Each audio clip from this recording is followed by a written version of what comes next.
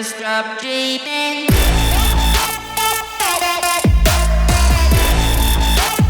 Never stop dreaming. Hey guys, welcome to the first episode of New Levels with Ivan. I'm excited to share this content with you, and it's all about creating awareness for rugby players, youngsters and guys who have been in the system for some time, to show them that there's a life after rugby. Today I'm here with none other than Courtnall Skosan. Courtnall, I just want to thank you for coming out for the first season, first episode, and just want to honor you for taking out the time and having this conversation with you, man. And just want to create some awareness out there for a few rugby players, youngsters coming up, guys who have already been in the system. And just really thinking about creating the awareness for myself. When I look back when I was still playing, I didn't have the end of rugby in mind. I wasn't sure what I'm going to do after rugby, and I've realized it's quite a massive problem for a lot of players, and I just really want to go out there and create this awareness for the people. But before we go over there, I just want to find out a little bit more and share with the viewers briefly, who is Courtnall Skosan, where does he come from, and just want to hear, man. No, Ivan, thank you so much for having me, first of all, and I'm honored to be on the first episode as well, so it's an amazing opportunity, I think, for people to learn and for us to have a conversation as well. I think I usually start off by saying 3 things about me, which will basically explain to you who I am. I'm first of all a man of God, and then second of all, I'm a husband and a father, and then I'm a rugby player, so that's the 3 things that's kind of like the big pillars in my life, they kind of give you a bit of an idea of who I am. So yeah, I'm a man of faith, obviously, that's the first thing, and then the rest of it flows from there. So that's basically in a nutshell who I am. Very passionate, obviously, very driven, goal driven, process driven, I work really hard, and I'm hard on myself when it comes to that as well. So that's kind of in a nutshell who I am as a person. No, that's awesome, man. And I must say, you can definitely see it on the pitch and off the pitch with the things that you do. Yeah. It's really amazing to see where you're setting an example for youngsters out there, example for even adults out there, because I know there's a lot of us focus on the wrong things, focus on worldly things, and just really changing the perception of a lot of people's mindsets, and that's a really great thing, seeing that from you. And so when I just look back once again, something that I want to ask you, when you just started in your career, under 19 and under 21 okay, how did you look at rugby that time, and having the end of mind, okay, did you know you're going to become a Springbok? Did you plan life after rugby? Did you even think, okay, well, rugby is going to end at some point or stage? Like, what was going through your mind? Because I know that's like, man, I just want to play Curry Cup, I want to put my boots on, I want to get going. But what was going through your mind? Like, that was a interesting time in my life, because obviously all of a sudden I never played any Craven Week, never got any accolades for rugby, and now all of a sudden I'm playing at the Bulls, I'm a youngster, I'm getting a salary, so I'm thinking all of a sudden that I've made it. You don't actually think of, listen, this can end some other time. You're 19 years old, you know of players that have played to 35, so you're thinking I've got about 16 years or 15 years or 12 years, and not everyone is like, now I know not everyone gets the opportunity to play that long. And I always, obviously, every kid has the dream to become a Springbok one day, but the reality is maybe 5 or 10% of people, actually, let's say 5, call it 5% if we're lucky, of all rugby players of all time actually make it to the top level, So it's not something as a youngster coming in, it's something you have to kind of learn if you've got good mentors, which I was fortunate enough to get to know when I was young, I've got about 3 or 4 people that I kind of keep close, that kind of like nurture me and kind of teach me certain things in life, but definitely being 19, 20, never thought of having life after rugby. I always say, if I knew that time what I know now, I would have bought my car when I was 19, I would have bought apartments, I would have done certain things a lot better while I was young and didn't have a lot of expenses, because now you've got responsibilities, you've got electricity to pay, I need to pay for nappies, I need to get milk because I've got a son now as well, I've got a wife, we've got a house that we have to take care of, so there's a lot of stuff that comes late in your life, which I feel I could have planned a lot better if I had the knowledge a little bit at a younger age, and that's why I said this is such an amazing thing for you to go out there and create that awareness for youngsters out there, to just kind of start thinking of life after rugby, or just life while you're playing rugby, but plan better, I think that's a big gap that we have when it comes to rugby players. Yes, some of the unions do it, they do educate the ladies a little bit on that, but me as a 19-year-old, I was kind of just going by, flying by and just trying to trying to just live my life, the way I thought best. I didn't have that. Although my father had taught me how to save money, I just knew how to save. That's all I knew. And all the other intricate, funny stuff, like how to apply for loans to buy apartments or to get into property, or put my money away in investments, in the stock market or whatever. I knew nothing. I knew literally nothing. Yeah, and just thinking about that as well, the thing that comes to my mind is stewardship of money. And how do we steward money? How do we work with money? Because it's, even if I look at my younger days, we would do stupid things with our money. And even for the kids that might be only playing under 19, under 21, and for some reason they're not playing in the system anymore, and it does happen.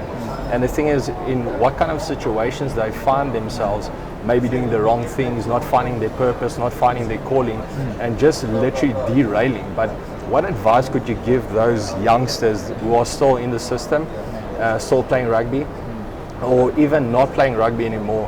What advice could you give them, like a key principle that you use by yourself and your family on how to steward money on a daily basis?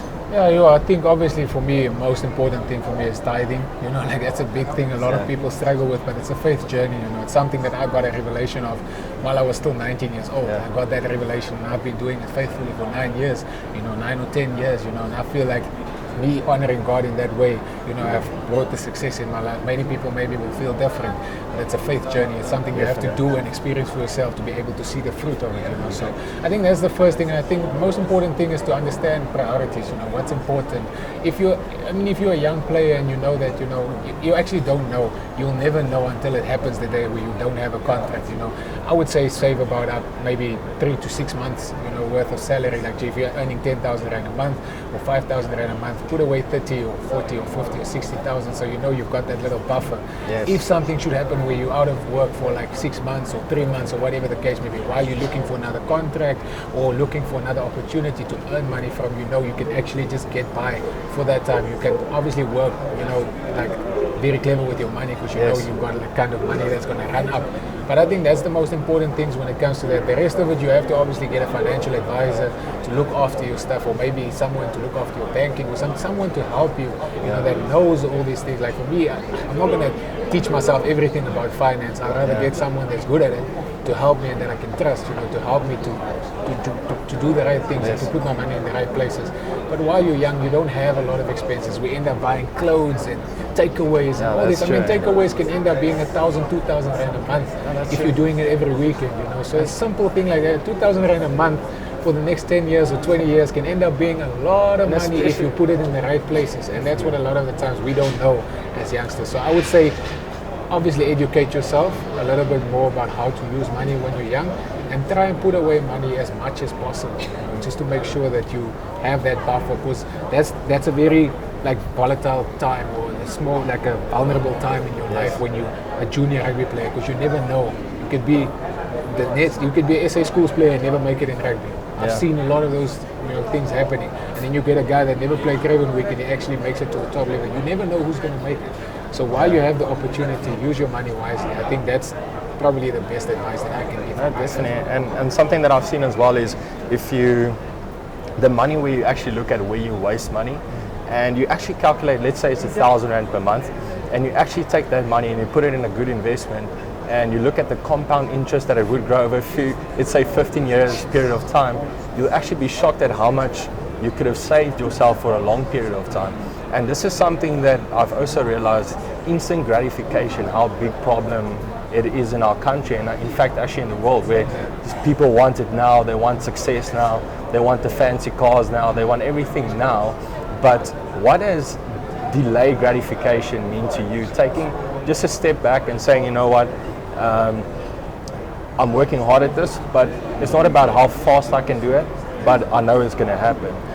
I think it's more, that boils down to self-awareness, a lot of the times you spend money or do certain things or buy certain things because it's an esteem thing, a low self-esteem, or it's an ego thing. You want to show people, you want to it's more for other people than what you do it for yourself. Yeah, it's nice to drive a nice car and all of that kind of stuff, but 2 months later it's boring. It ends up being an old car. It was new 2 months ago, but now it's an old car. It's just normal. You end up driving 60.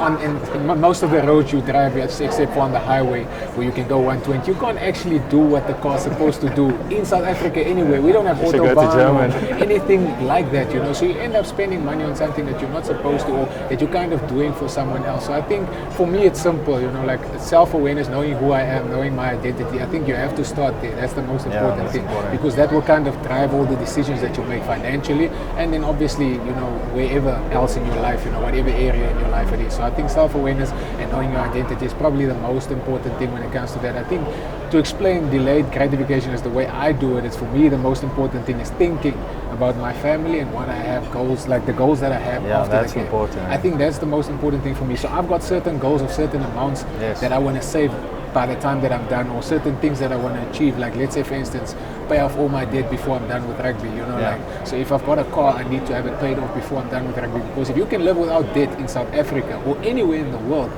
you can call yourself rich.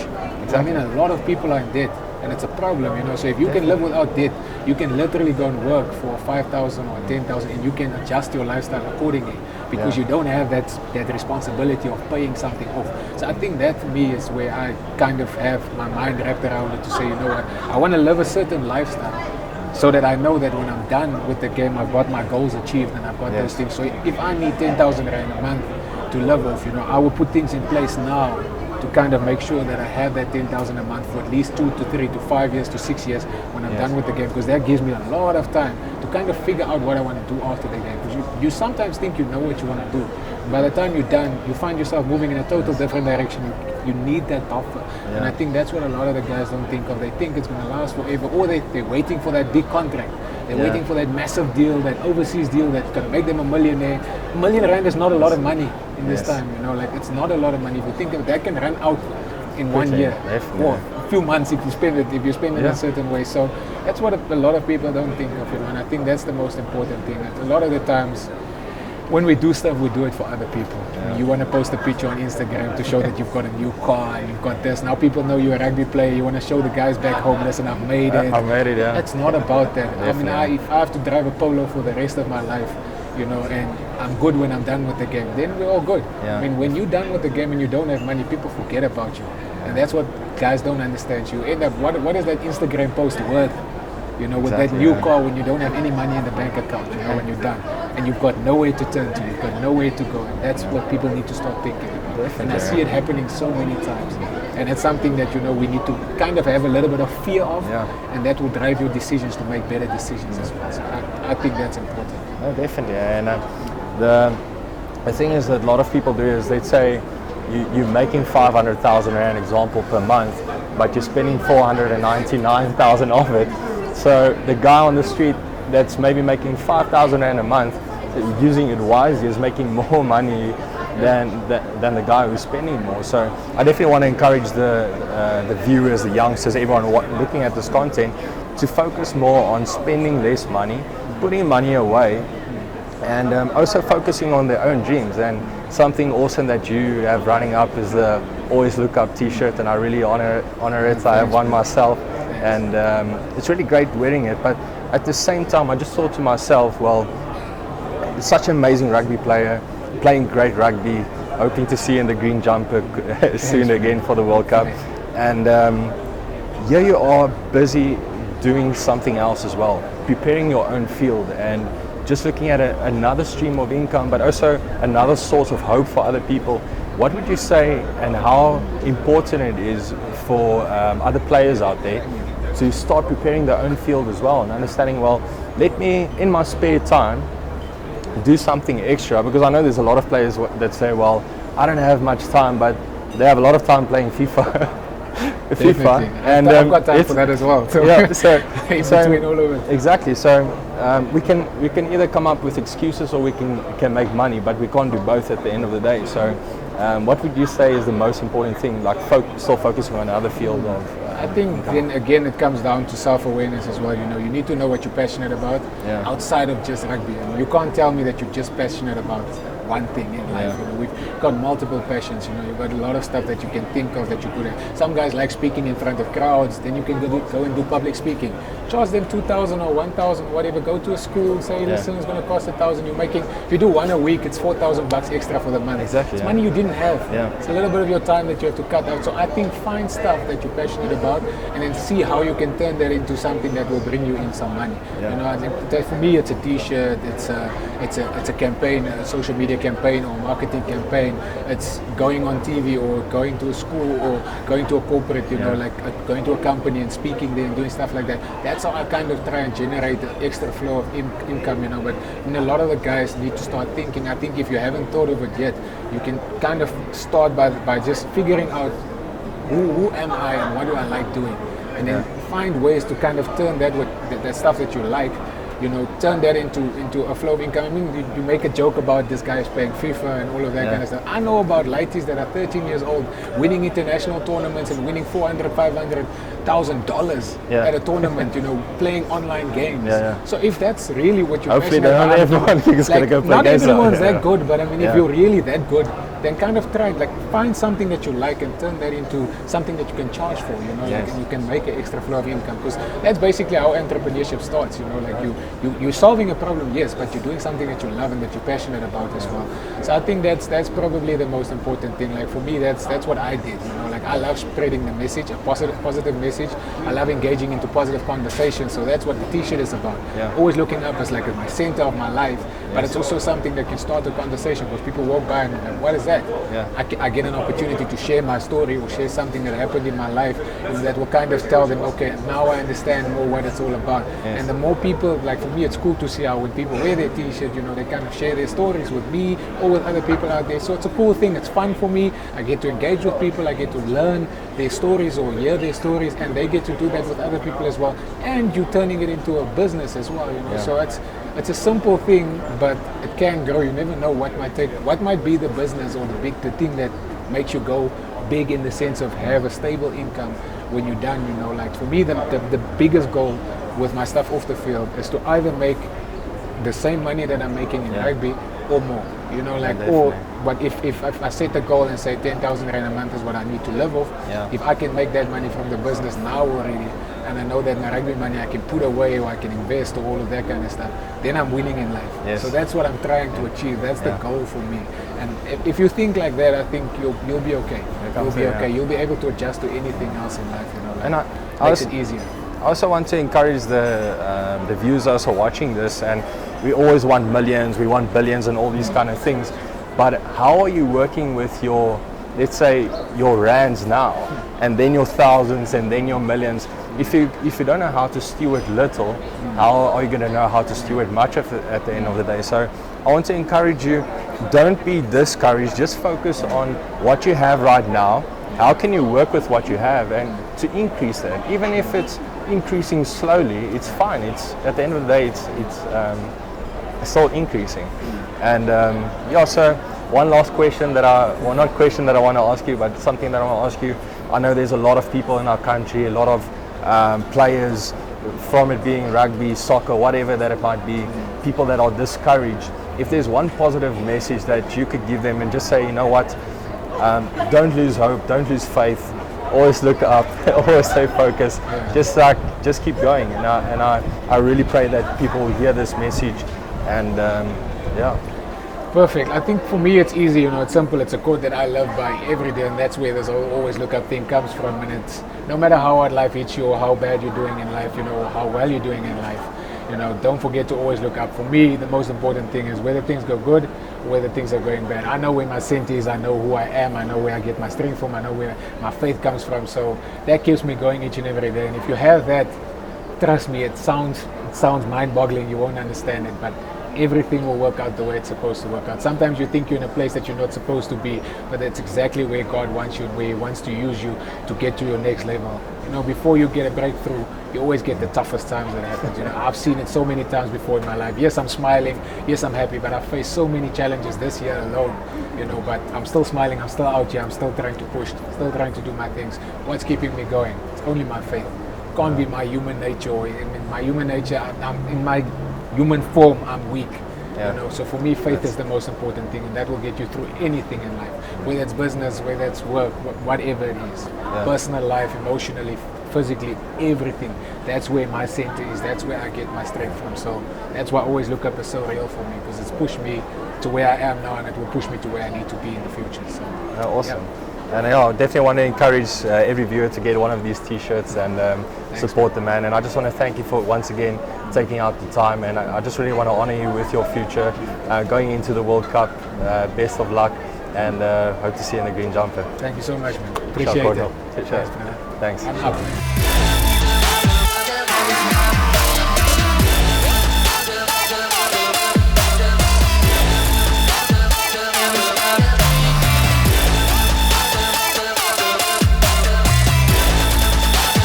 Never stop dreaming.